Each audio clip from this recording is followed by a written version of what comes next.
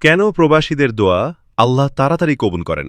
কোরআন এবং হাদিস থেকে বলা হল, রসুলুল্লাহ সাল্লাল্লাহু আলাইহি ওয়াসাল্লাম বলেছেন, আল তালাসু দাওয়াতিন লা তুরদ, দাওয়াতুল মাজলুম ওয়া দাওয়াতুল মুসাফির ওয়া দাওয়াতুল ওয়ালিদি লিওয়ালাদিহি। অর্থ, ৩ ব্যক্তির দোয়া কখনো প্রত্যাখ্যাত হয় না। ১. মজলুমের দোয়া। ২. মুসাফিরের, প্রবাসীর দোয়া। ৩.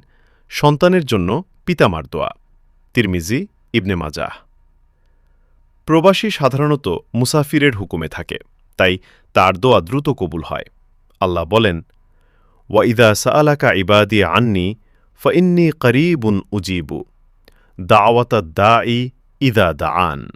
অর্থ, আমার বান্দারা যখন তোমার কাছে আমার সম্পর্কে জিজ্ঞেস করে, আমি তো খুব কাছেই, ডাকলে আমি দোয়া কবুল করি। সূরা আল বাকারা ১৮৬।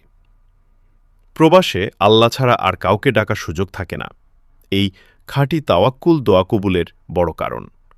প্রবাসী ভাইবোনেরা আল্লাহকে ডাকুন, ধৈর্য ধরুন এবং হালাল রিজিক উপার্জন করুন। ইনশাআল্লাহ আপনাদের সুসময়ে আল্লাহ দিবেন।